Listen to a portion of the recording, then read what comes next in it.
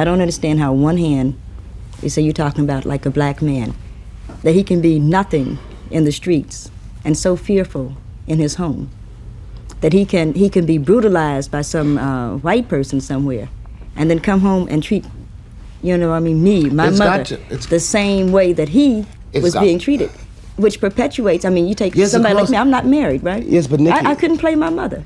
Yes, I know. You know what I mean? I just couldn't deal with it. I said, no, this won't work. But Nikki, it is also true that since your mother played that role, you haven't got to. I couldn't. But you haven't got to. That's the point. Because she did. But her mother did. Yes, you know what I mean? Yes, but that's how we got here. What I really am trying to say is I don't want us to underestimate the price. That's 1971. James Baldwin and Nikki Giovanni, two of the sharpest black minds of the century, sitting knee to knee, arguing about love, survival, and what it costs to be a black man in America. But listen close, because what they're really mapping out is the gender war, the soft life debate, the code-switching conversation, every argument we are still having in 2026. The question on the table, was Baldwin a realist protecting his people? Or was Giovanni the real revolutionary demanding the truth? Let me decode it. And you have no corroboration around you of any other sense of life.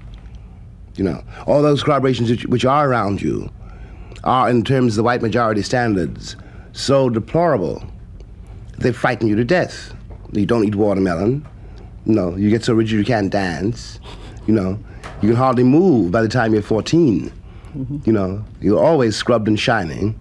You know, a parody of God knows what, you know, because no white person's ever been, you know, as clean as you have been forced to become. Yeah, that's true. And you got somehow to begin to break out of all of that and try to become yourself. You know, it's hard for anybody, but it's very hard if you're born black in a white society. Hard because you've got to divorce yourself from the standards of that society. The danger. Baldwin just said it. To survive in a white society, you have to divorce yourself from its standards and put on a version of yourself that isn't yours. In 2026, we have a word for that: code switching, the voice you use in the interview, the self you perform at the office. Baldwin is telling you the mask is survival, but here's the burden a lot of you named in the comments, right around that 39-minute mark. When the mask becomes who you are, you can forget the face underneath. That is the price he's talking about. Now, when I was a kid, I didn't know what the man was going through at all. I didn't know why, you know, he was always in a rage. I didn't know why he was impossible to live with. But I had not had to go through yet his working day. And he couldn't quit his job because he had the kids to feed. You know, he couldn't say, as you know, as our kids can, I don't like white people. He couldn't say anything. He lived his whole life in silence except in the church. You know? And he couldn't explain, how can you explain to a 5-year-old kid, you know, my boss, you know, called me a nigger and I quit. And the kid's belly's empty and you see it. You know, and you gotta raise the kid. You know, you got to raise the kid. And your manhood is being slowly destroyed hour by hour, day by day. Your woman's watching it. You're watching her watch it.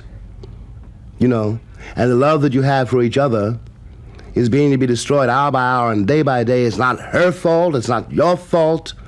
$27.50 a week, 9 kids, a man whose manhood is being ground down in silence, and a woman watching it happen. Baldwin frames it as a tragedy with no villain. It's not her fault. It's not your fault. But Giovanni won't let the man off that easy. Her critique cuts to the bone. Being defeated out there is not a license to come home and become the thing that defeated you. Fast forward, and that's the whole soft life versus hustle culture debate. Who is responsible for whose peace? Baldwin says, understand the pressure. Giovanni says, understanding can't become an excuse. Into the next. Into another moment. Because no matter what happens to me or to you, one's responsibility is somewhere else.